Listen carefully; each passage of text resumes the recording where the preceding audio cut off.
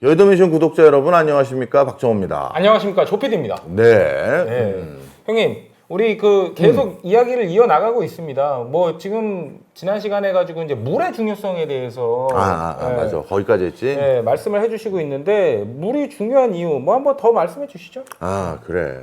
이게 뭐 사실 좀 안 들어봤던 말씀을 드리게 되면 다들 당혹스러워 하실 수도 있고, 에이 설마요, 저 박 교수 이번엔 공부를 서럽게 한 거 아니야? 뭐 이렇게 얘기할 수도 있어. 근데 나도 몇 번이고 검토해봤지.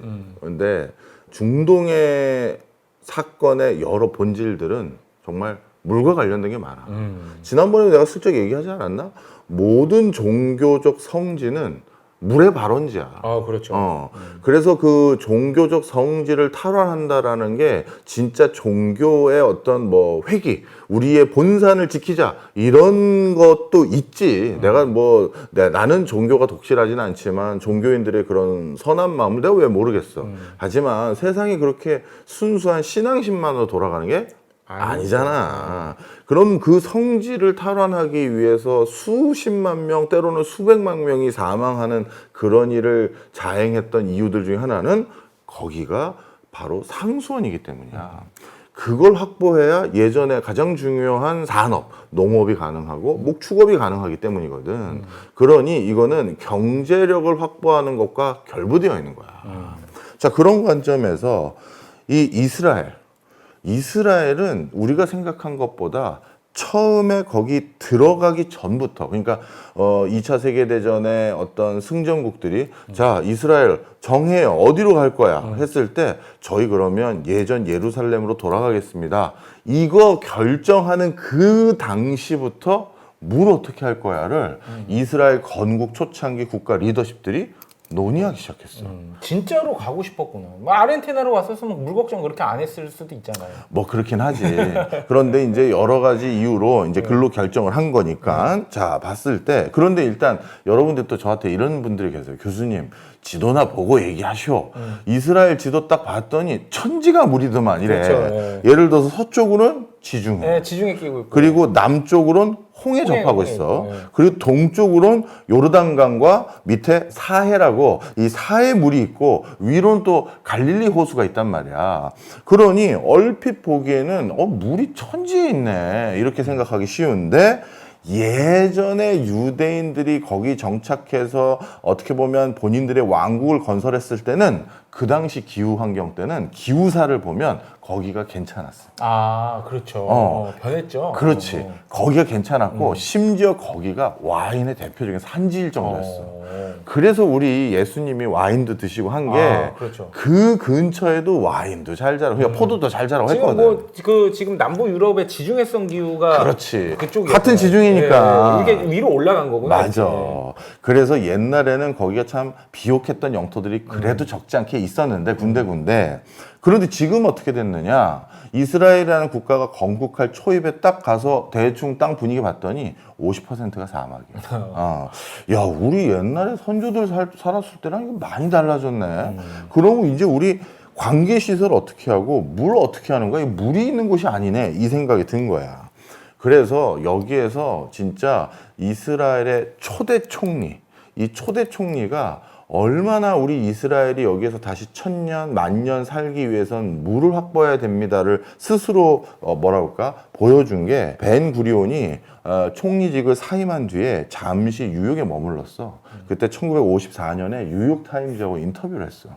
그런데 인터뷰 내용에서 어떤 구절이 있냐 하면, 벤 구리온 총리님, 이스라엘 건국의 아버지신데 그러면 더 해야 될 일도 많으실 거고, 국제사회에서 이스라엘에 대해서 더 공고하게 하기 위한 대외 활동을 하실 수도 있고, 아니면 전 세계를 돌아다니면서 유대인들 후손들 중에서 역량 있는 사람들 다 우리 이쪽 이스라엘로 오세요, 이런 걸 해야 되는데 왜 사막에서 은퇴하십니까?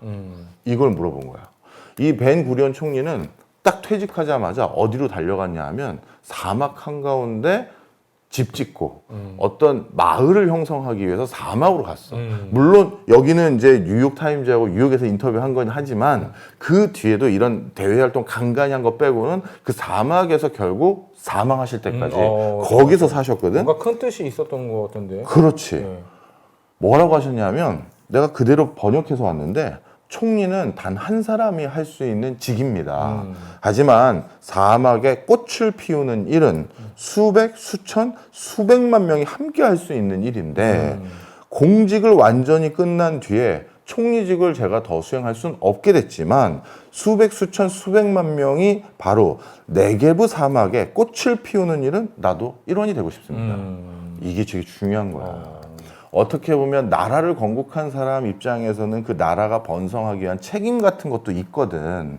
그런데 이 네게브 사막, 이스라엘의 한 50% 이상이 다 이런 사막지대인데 거기 가서 내가 여기에 나무 심고 꽃 심어서 정말 물이 확보되기 쉬운 곳으로 만들겠다라고 생각한 게 바로 초대 총리의 발언인 거야. 그러니까 얼마나 초창기부터 이스라엘은 물 했는지 여기서도 감이 오지. 그렇죠. 그 다음에 국가 수립하기 전부터 또 행보가 있었는데 1920년대 그때는 유대인들이 이스라엘이라는 나라를 건국하기 전에 유럽에서 좀 핍박받은 사람들이 1920년대 아유 우리 정말 더럽고 힘들고 그냥 우리 선조들의 그 영혼이 담긴 그 고향 종교적 성지인 예루살렘에 가서 살자 해서 이미 1920년대부터 예루살렘에 많은 유대인들이 내려와서 살고 있었어. 그런데 역시 이들도 이제 당황스러운 게 아니 우리 구약에 보면 비옥하고 와인 나오고 뭐 포도 재배할 수 있고 했는데 젖과 꿀이 흐르는 땅인데 근데 여기 어떻게 이 모양이 된 거야? 이렇게 된 거야. 그래서 그때 초기 이 상황을 진단했던 그 정착촌 사람들이 이제 여기 이스라엘이라는 국가를 건립하려고 하는데요. 그랬더니 그 초기 건립 멤버들, 우리 어떻게 보면 건국 멤버들에게 알려줬어. 여기요, 그렇게 많은 사람들이 와서 살 수가 없어요. 아니, 왜요? 물이 없어요. 그래서 이제 국가가 되려면 몇십만 명, 뭐 천만 명, 나중에 이제 점점 번성해야 되는데 여기 물이 없어요.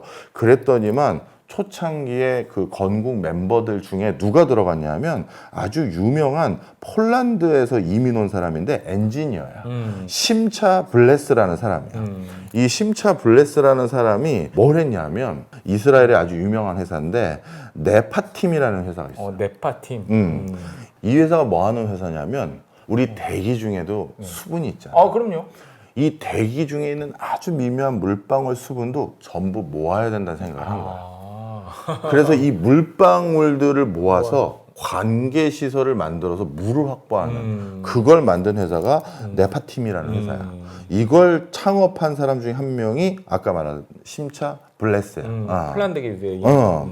이 사람이 포함되어 있는 네파팀뿐만 아니라 초창기 이제 뭐라고 할까 이스라엘에서 물을 확보하기 위한 전략은 세 가지였어.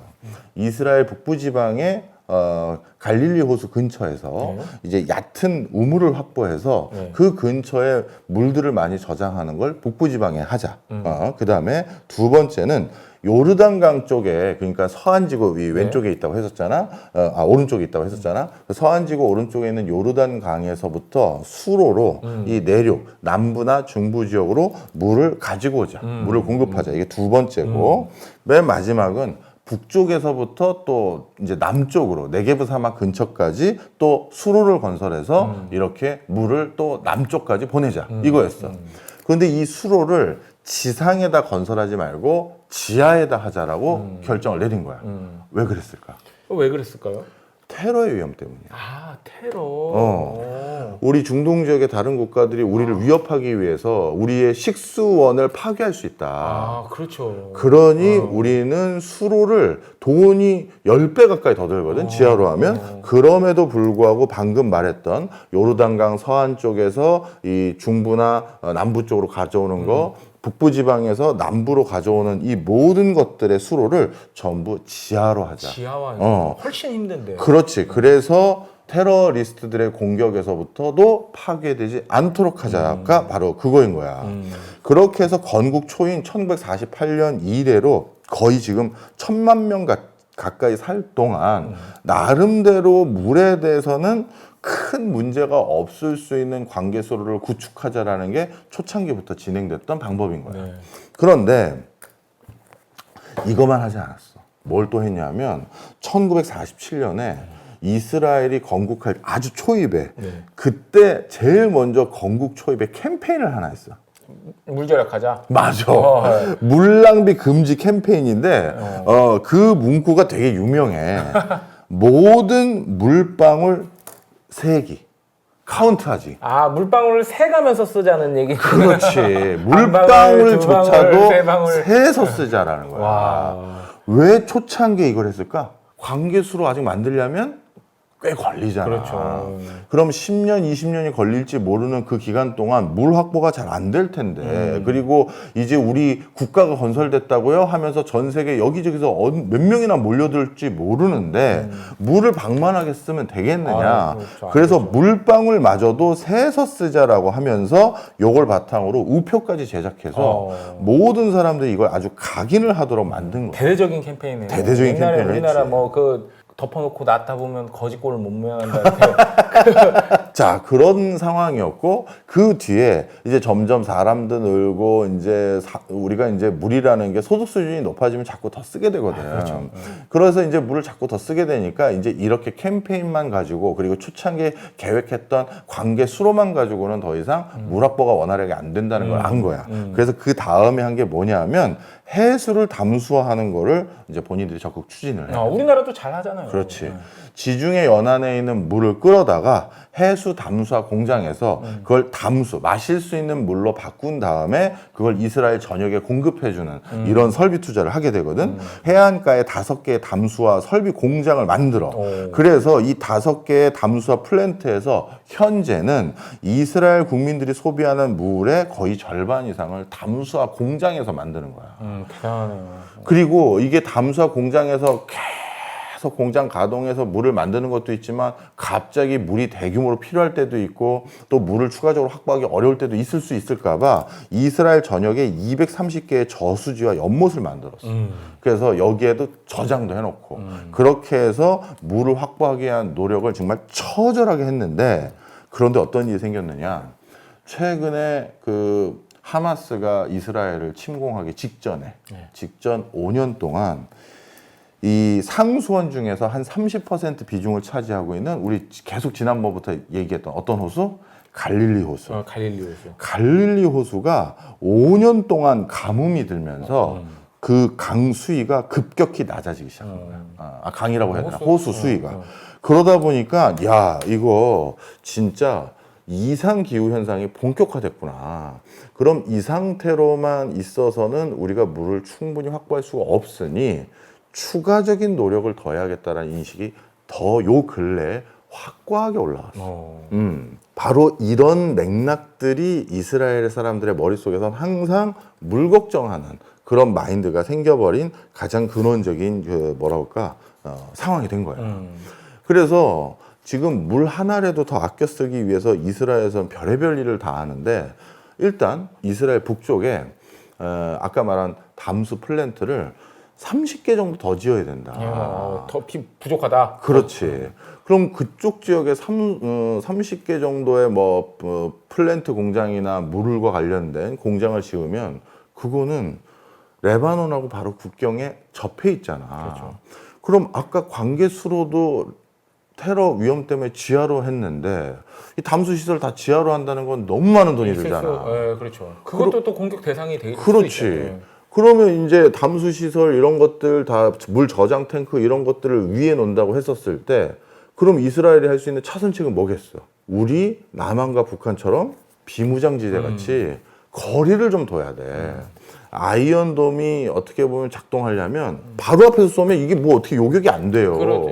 그러니 야 헤즈볼라 세력들 좀 저 뒤로 좀 물러가. 이게 필요하다고. 그래야 저쪽에서 쏴도 여기서 충분히 대응을 할 수 있는 여지가 생긴단 말이야. 그래서 네타냐후는 이번 기회에 우리 국민들의 수건 사업이자 만성적인 고민거리, 건국 이래 계속 고민해왔던 물 확보의 새로운 교두보마저도 제가 마련했어요. 그러니까 저 더 이상 미워하지 마시고요. 저 정말 제가 이 핑계로 하마스가 우리 침공했다고 이것들 말이야 응징해야겠네. 그러면 하마스만 때려야 되는데 그거에서 멈추는 게 아니라 분위기 딱 봤더니 자기 지지 여론이 많이 아직 안 올라왔단 말이야. 뭐 이게 한두 명 인질로 간 게 아니잖아요. 그럼 101명, 100명이잖아요. 지금 아직까지 안 돌아온 사람이 101명이란 말이야. 네. 그러니 이 민심이 흉흉하고 설문조사했더니 전쟁 하여튼 끝나면 저 녀석들 조사하고 처벌해야 된다. 아직도 그 분위기란 말이야. 그러니 내가 성과를 더 내야겠다. 과오를 묻으려면. 그래서 건국전부터 우리 이스라엘의 수건 사업이었던 물 확보를 하기 위한 가장 중요한 교두보인 북부지방 헤즈볼라 쪽을 더 위로 올려서 갈릴리 호수도 고갈되니까 저 골라온 더 상수원 쪽 올라가야 된단 말이야. 그쪽도 저희가 일부 확보했고요. 그리고 여기 물탱크들 우리가 지킬 수 있는 교두보도 마련했습니다가 그런 맥락에서 이러려고 한 거야. 물과도 아주 밀접한 관련을 갖고 있다. 그렇지. 그런데 이스라엘 국민들은 그러면 이 그냥 단순히 물 확보했으니까 마실 물 확보해서 좋네 이렇게 끝나는 게 아니라 그동안 이스라엘 사람들이 물을 어떻게 써왔는지를 보면 야 이거는 점수를 꽤 딸 수가 있어. 그래서 실제 네타냐후가 물론 뭐 전쟁에서 승기를 많이 잡은 것도 있지만 이상하게 분란을 계속 일으키면서 좀처럼 뭐라 그럴까 지지율이 회복이 안 됐는데 이번에 헤즈볼라를 아주 전격 타격해서 치명상을 입히고 나서 지도부를 완전 와해시켰잖아요. 그리고 나서는 그렇게 떨어졌던 지지율이 조금 올랐어. 그러면 도대체 이스라엘 사람들은 그동안 물을 어떻게 써왔느냐? 일단 첫 번째는 오수 활용을 아주 알뜰살뜰했어. 오수. 전 세계적으로 한 번 썼던 물을 다시 완벽하게 거의 다시 쓰다시피 하는 유일한 나라가 이스라엘이야. 도시나 산업에서 욕실, 샤워실, 주방용수로 사용했던 물을 86% 가까이 다시 재활용해서 농업용수로 쓰게 만들었어. 86%였나요? 와, 대단하네. 그러니 이제 이 이스라엘은 진짜 물 한 톨 안 버리는 국가가 된다라는 말이 그런 맥락이지. 그 다음에 아까 물방울도 만들어 사용한다고 했잖아. 세가면서 쓰자. 그렇지. 그리고 물방울 발전 시설이 있다고 했고 그게 유명한 그 기기가 있어. GenM이라고 부르는 건데 네. GEN 그 다음에 대문자 M 이게 중형 발전기 비슷한 형태로 구성이 되어 있는데 에어컨에서 영감을 얻은 거야. 우리 에어컨 많이 틀다 보면 물방울 맺히잖아요. 그렇지 네. 그거야. 그래서 에어컨 같은 설비를 만들면 물방울을 만들어낼 수 있다 이 생각을 해서 그래서 공기 중에 있는 수분을 물방울을 만드는 설비 플랜트로 만든 게 이 GenM이라는 거야.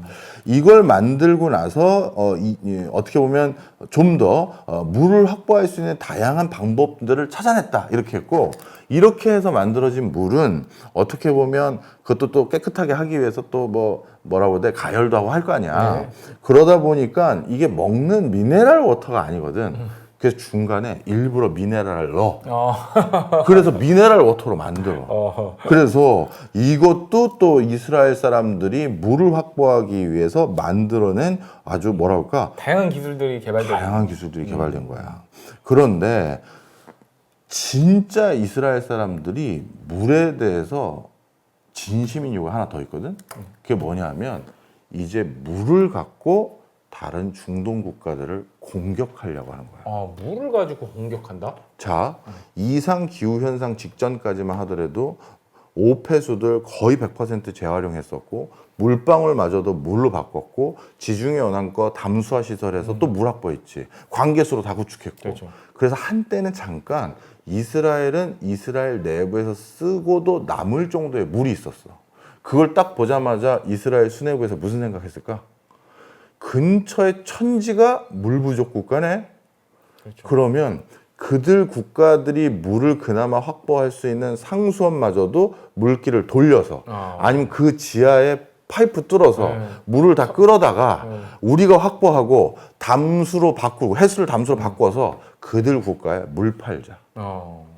그들 국가에 물 팔면 이제 어떻게 된다?